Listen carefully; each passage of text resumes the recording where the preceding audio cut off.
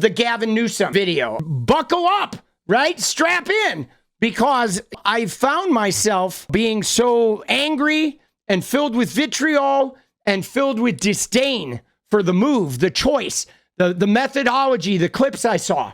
And after watching it, I started to see some strategy in Newsom, and I saw what wasn't actually capitulation to Charlie's belief system, but was an expression of conceptual acknowledgement about the concepts that they're weaponizing, because there is no doubt what Charlie and the right-wingers are doing is harmful.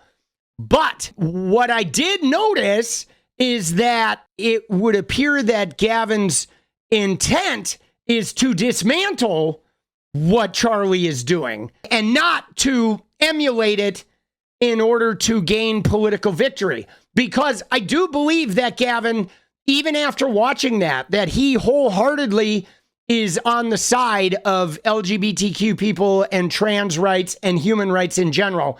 But he is seeking a way to message it that we can get people behind it so the entire campaign doesn't fall victim to that right-wing propaganda. I definitely am glad I watched it and didn't just judge it and dismiss it. It's interesting, though, because I've talked about potentially going to Wisconsin and running in the district of my hometown, in the reddest district in the state. So obviously, if I'm going in there as a lefty Democrat and I'm going to try to win or try to compete or try to upend in the reddest district of the state, I'm not going to go in there and emulate a Republican, because that's not me. But I do have to go in there and be able to message my left-wing beliefs of empathy and compassion and inclusion in a far-right environment in a way that they can hear me. And I have to be able to take in what they're trying to communicate in a way that doesn't make me fucking hate them. If I want to win that district, it has to be about hearing their fears and concerns without judgment, and then offering them a healing solution to those fears and concerns that also is equitable for everybody. That's the game. That's the thing that needs to be figured out. And so, yeah, I don't know. I'm intrigued. All right, let's go. Let's get it. Fuck you, Trumpy. Yes, and fuck you too, Charlie Kirk. There's a proposed state law in Texas that would declare anyone who is transgender, anyone who is identifying outside of their biological birth sex identity, it would be considered identity fraud, and it would be a felony punishable by 2 years in prison. So the very existence of being transgender in Texas, should this law pass, would be 2 years in prison. Isn't that crazy? And now the thing that I want to stress about this is how it's never been about the sports. It's never been about the bathrooms. It was always about this. It has always been about this. This is what they are after.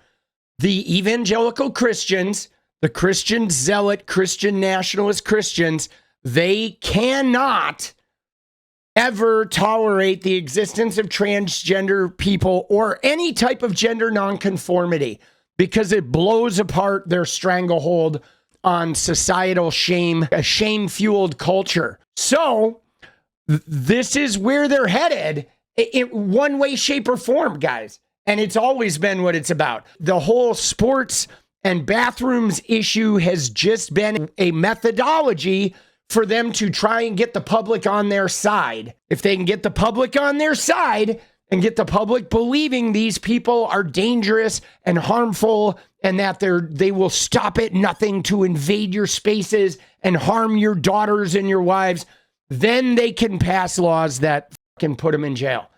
And so don't be an idiot. Don't buy this shit.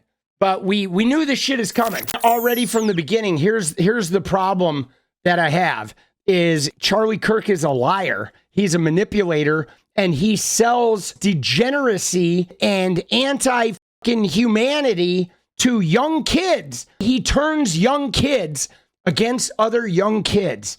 He turns young kids against women. He turns young kids against LGBTQ kids. He is a separator and somebody who infects people with negativity and judgment based on his own religious superiority. It's complicated because there is no doubt that the Democrats took the youth vote for granted. There absolutely is no doubt about that. The problem I have with Charlie Kirk's little shift, and again, they're targeting young men, and they're targeting young men for a reason. But the problem that I have with this is they haven't offered anything. They're not offering anything real to these young people. They're not offering them higher wages. They're not offering them health insurance. They're not offering them education. They've been offering them the ability to be mean, to be nasty, to have like 1950s level male power where you can put everybody down, you can be mediocre and still get the... They are trying to roll the culture back to where like they can just be nasty humans and get away with it. Messaging when you're making up a bunch of lies, that's not good messaging. And that's why, though, they're targeting young men specifically, because young men are the only group that this type of messaging is going to work on. Why? Because young men are behind the curve. They're emotionally undeveloped. They're like several years behind the women. So a young man at 18, he can still be wooed with empty promises of riches that show no real path. He can be wooed with this whole, we'll make you a king, even if I don't show you how it's going to happen. Just stick with me and I promise there's power in there. They're targeting the young guys because they are still in a state that can be wooed by this shit. But the problem is they're not actually giving young men anything that's going to make them less angry. They're just giving them permission to be angry. And then they're providing examples of going out and being angry and rude, and like Trump putting down every woman reporter just right off the bat. So other men now are going to emulate, go put women down, trying to rekindle that cycle of like negging and nastiness of like this false idea of power. And so you're allowed to spit your grievances at everybody, and we're going to back you up if you do it. And that's really problematic because while in the short term it's going to give them political power, they're not going to use that political power to make everybody's life better.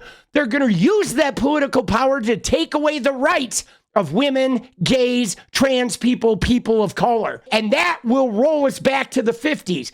Because if you go back in the 50s, that's what the world was like. Men were allowed to live in their grievance. There were no rules applied to them, and nobody else had any rights. Everybody else were just caretakers of the grievance-filled, angry men. The guys who went to work all day and then came home and were like, don't fucking talk to me.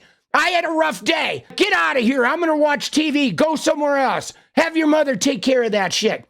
The men were not happy in the 50s. They weren't. There was this whole idea of this idyllic dream, but the men were working their asses off and they were horribly unfulfilled. The women at home were like stressed out trying to take care of all these kids. They were having too many kids. They were living on one income. The women were unhappy because they wanted to be working too. I mean, there was the tension of like, the racism and all that shit. It was not a good time, which is why people were burning crosses and fucking lynchings and shit.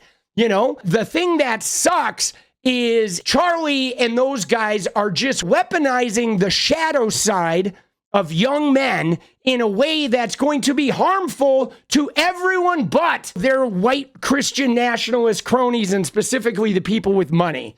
So it's like, it may be a good strategy to get votes from these young men, but it sure as fuck ain't going to make the country any better. And it sure as fuck is going to like blow up at some point in, I think, some kind of violence. You know, if you want the insight on their strategy is simple. One of the things they did with Kamala is they bombarded voters with this idea that Kamala Harris was going to give away free gender reassignment surgery, that they're wanting to turn men into women And if you support trans rights, they're going to take your fucking balls and they're going to trans your kids. If you don't vote for Trump, they will give your kids exchange operations. And that was their strategy, to just outright lie. They want to put men in women's sports so your daughters can't get sports scholarships or win a race anymore. And again, none of that is true. Your daughters are going to get raped if they let transgender people go in the bathroom. Again, not true. They're going to get raped by the very guys that Charlie Kirk is radicalizing at the college campuses. The guys who believe in Andrew Tate's line of thinking and believe it's okay to dominate women. Those guys, those white fraternity guys, are going to rape their daughters. But they voted against the Democrats because they believe Kamala Harris was going to try and change their boys and rape their daughters in bathrooms. That's their fucking strategy, but it's all lies. Like the way Charlie said, believe crazy things. It's like, no, supporting transgender rights isn't believing crazy things. But when they turn trans rights into men taking over your bathrooms, men taking your daughter's scholarship, and men raping your daughters, and exchange operations for 5-year-olds, all of which are lies, to them, that looks really fucking crazy. When people think your party is going to give 5-year-olds exchange operations. That's not actually happening. But we saw last night on Jillian fucking Michaels with her and Cenk Uygur, where Jillian's like, I don't want 6-year-olds to have exchange operations. There you go. That's why they think crazy things, because these are the lies that these fucking people have planted for years, and nobody has countered it. Nobody has countered it. So there you go. The lie has become reality for young, impressionable minds that are force-fed this shit through Benny Johnson and all these other young influencers, buttressed by Logan Paul and Aiden Ross and the young influencer culture, who are all getting a taste of that right-wing money. It's real easy for Logan Paul to go along with Donald Trump when Dana White pulls him in and says, we're going to make your drink that sports drink. We're going to make sure you have a career in wrestling. You and your brother are going to be big stars, and you're going to make hundreds of millions of dollars. All you got to do is make sure we sell this red pill shit to every young person that's a fan of you, right? There you go. That's it. That's the fucking strategy. Buy off people with money and have them sell a bullshit philosophy that everybody gets to monetize on. And who cares who it hurts? The more educated you get, the more availability you have to things like compassion and empathy, and the less likely you are to see a Facebook post that triggers an emotional response that can change your whole worldview. When you're uneducated, you respond to that visceral, low-grade emotional appeal shit, right? But when you're educated, you look at it, and even if it triggers you, you're like, what's going on with this? Why is this activating me? You know, I do have to say this, though. I'm amending because there's part of me that is still like so offended by the concept of this, of like Gavin Newsom sitting here talking to Charlie and not just attacking the shit out of him, because Charlie Kirk is despicable. And I don't know if he's going to hit him about lying or whatever. But I will say that one of the things I am taken by is it does appear to me that Gavin Newsom is on a mission to understand and find the chink in the armor of their strategy, which to me I find intriguing, because obviously like this messaging with people like Tate and Aiden Ross and that shitty like anti-LGBTQ and women are trash messaging, it resonates with vulnerable young men, and understanding why that resonates and how to combat that, I think, is really important for the future of humanity. I shit you not, because we had made great strides at sort of moving away from, you know, like pure solid patriarchy, and they have managed to rekindle it. Like they've fucked up the economy to the point of where people are hopeless, and the feelings of hopelessness has allowed some of that toxicity and that false sense of power from being mean and pretending you're the king, that like we do need to combat it. So, dude, I'm really like weirdly on the fence because I'm offended by this, but I also am sort of understanding the usefulness of it. The way Gavin Newsom is being right now, affable, giving Charlie a little credit, challenging him, but kind of, Charlie's going to be very forthcoming. Charlie feels very safe, okay? Charlie, it might be divulging shit in a little more open sort of way. Charlie's guard is down because of the way Gavin Newsom is behaving. If Gavin Newsom was confrontational, Charlie wouldn't be telling him anything about their strategy. He would probably just be responding with insults. Again, it's going to remain to be seen what Gavin Newsom does with this. But as I see it, when I first saw the clips, I was like, you know what? This fucking pisses me off. What is he doing? But now I'm kind of seeing like, holy shit, Gavin Newsom is getting Charlie so comfortable that Charlie's just ranting and raving and like, yeah, we're so successful at this, and this is what's working for us, and this is how we're doing it. And there is value in that, in getting the other side talking in a haughty sort of like, let me tell you how good we are kind of way. I'm hating Gavin Newsom less seeing it because I'm seeing him. He's not just glazing because he's trying to win Charlie's support like Cenk Uygur did. You'll notice Gavin's not throwing the party under the bus, and he's not saying like, you know, yeah, our party sucks and we can't win. He is more making Charlie feel like this successful and capable guy, so Charlie will answer his questions. And so Charlie will feed him information. And if Gavin uses this actually could be kind of ingenious. And I'm like, dude, he's kind of playing him. He's playing Charlie a little bit. I've gone into political environments, workplaces, whatever, you know, communities, and I've gone in there to win. The best way that you win is by allowing your opponent to help you win. But you never let them know that they're helping you win. You know, there's a thing that says keep your friends close and your enemies closer. And there's a truth to that saying. But again, I definitely am feeling a little different than I felt in the beginning, and mostly because I'm seeing Gavin Newsom exhibit some behavior that I have myself engaged in that is workable behavior. You know what I'm saying? But we'll see. We'll see what happens. Dude, you see Charlie right there? Not weaponize, right? You see that? But they did weaponize it. Charlie's like, oh, look at Charlie now. Look at the difference here, because Gavin is like saying, I sort of agree with a question of unfairness, but he didn't expand on what about the unfairness or what it is. And you can tell here that Gavin doesn't really agree with Charlie, and he knows that they weaponized it. But look at Charlie's demeanor right now. Look at him. He is not relaxed anymore. He is not open. He is like, he's getting like the resistance is there with Gavin. This fucking interview is weird, man.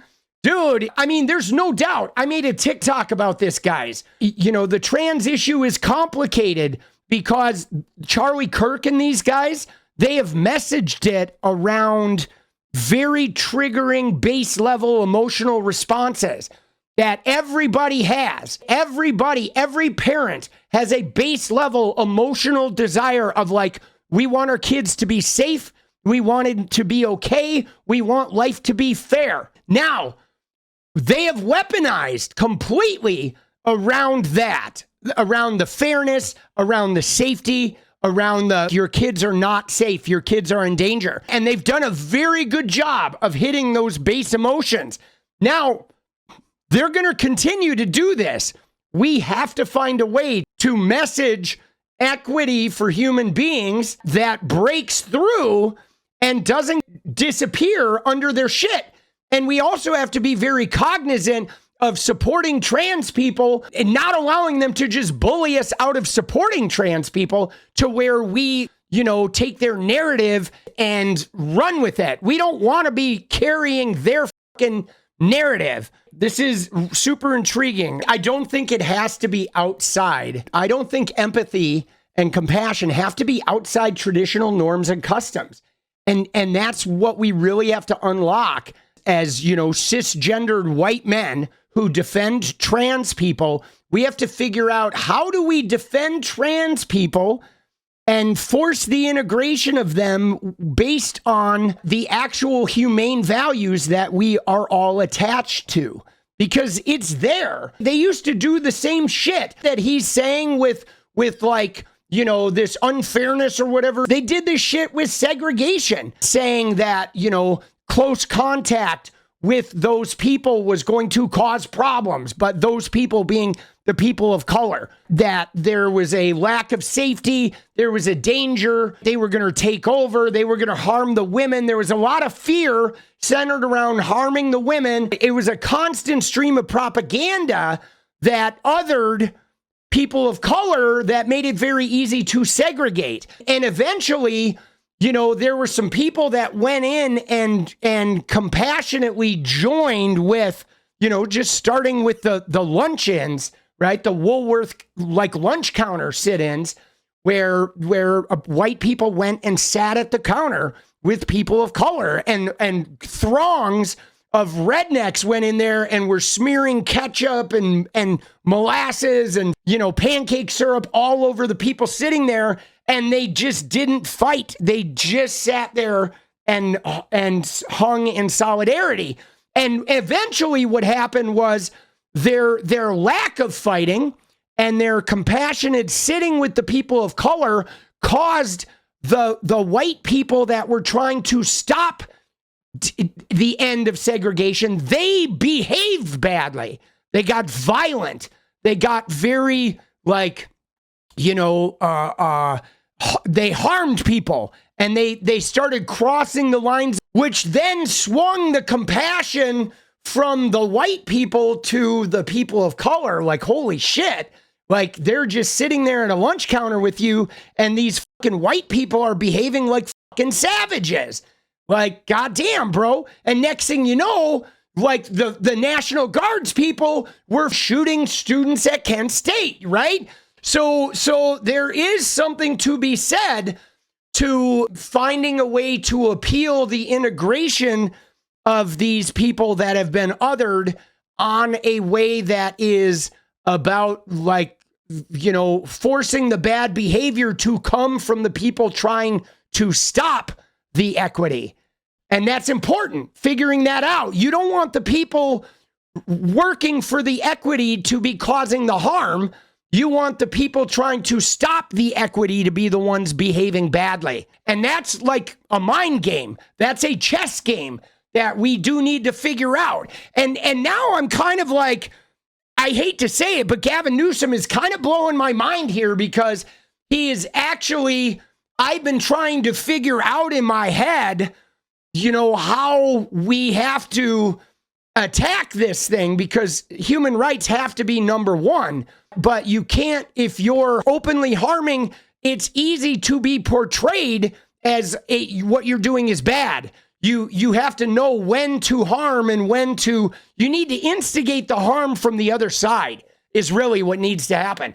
And I'm getting a lot of clarity here. I need you guys to understand, it was the pandemic, guys. It is not an accident that this is happening after the pandemic, because the pandemic made us even more separated. We were more alone, and we were more susceptible to the online turning us against other people. Because when you're in a room with a person, it's a lot harder to be a dick to them. So this is like post-pandemic.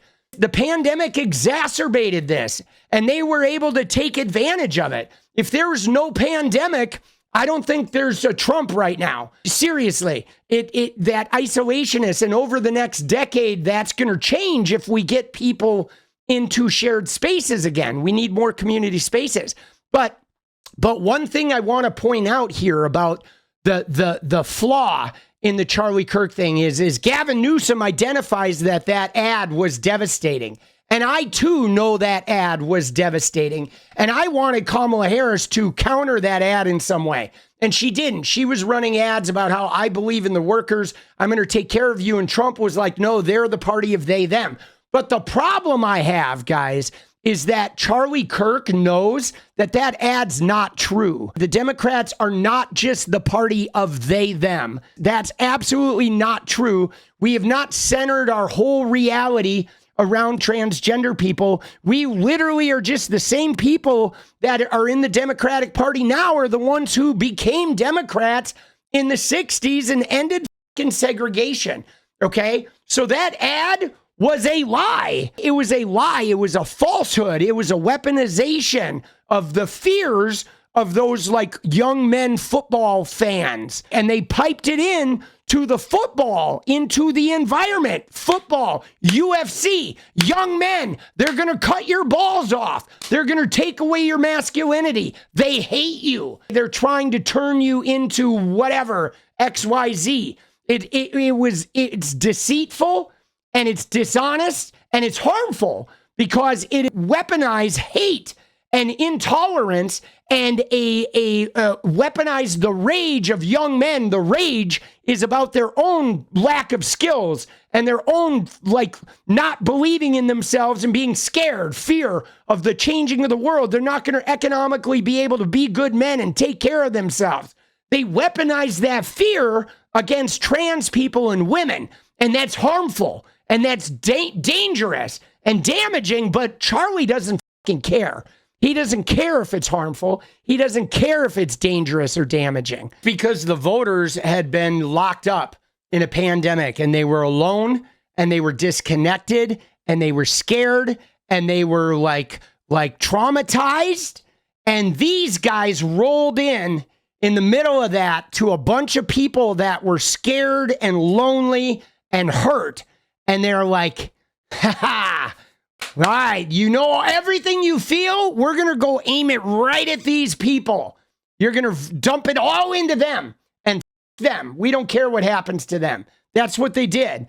It's fucking deceitful. And what's crazy about it is I firmly believe that these guys, Charlie Kirk and company and these Heritage Foundation guys, they are going to get payback in some extraordinarily significant way for the harm that they're doing with that type of ruthless, like cutthroat way of manipulating and exploiting a human tragedy and using a marginalized group as a fucking dustbin to take the brunt of all that pain. Like, I'm kind of getting a little choked up thinking about what they did and how the trans people now are having to carry that burden, that I guarantee you these motherfuckers are going to pay a savage price. Like, I don't believe for a second that humanity is not going to pay them back with a forceful fucking pounding, because that is one of the most inhumane targeting things that I've seen in my lifetime. And they will get theirs. They will. They absolutely fucking will, no. Man. I gotta say, I was so anti-Gavin in the beginning, but dude, I can tell from this that Gavin supports transgender people. And Gavin was acknowledging that obviously there is a fairness issue in sports that people are grappling with that is being weaponized by these guys. But I actually believe from watching this and watching Gavin's behavior and watching how he's changing and shifting the tenor of the conversation, I believe he's trying to defeat these guys. And he very much is looking for the chink in the armor and the way to bring these fucking people to their knees. And so I'm like, I'm not giving up. I'm not giving up yet, okay? Because I've been searching for the same thing of like, how do we message support of our fellow humans from a place of humanity, a place of shared humanity. And it's been real hard because if you mention anything to do with trans rights, the right-wing people will say, oh, you support men and women's sports? Or, you know, Jillian fucking Michaels, I don't want 6-year-olds having sex changes.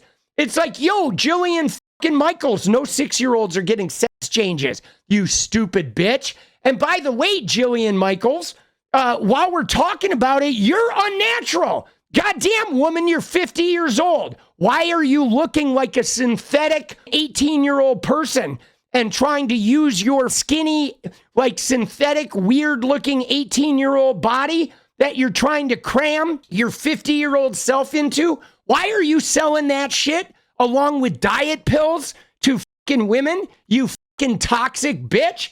And you want to talk about this bullshit sex change shit? Let's talk about how destructive that bitch is to the fucking mental health of people worldwide with her selling some weird, yeah, it's like the substance. Yeah, good call there. She's selling this weird bullshit identity, man, to women. Like, bro, she doesn't look natural. Like, you're not supposed to look that way at 50. That's just weird. She's wildly unhealthy. What is up, guys? Thank you so much for watching. You like the video, you want to support independent resistance media, you know what to do. Drop that sub, hit the like button, and please share it. And we do love our members, so if you want to become a member, it's another really great way to support. Thanks again for everything, guys. I'll see you next time. Let's go.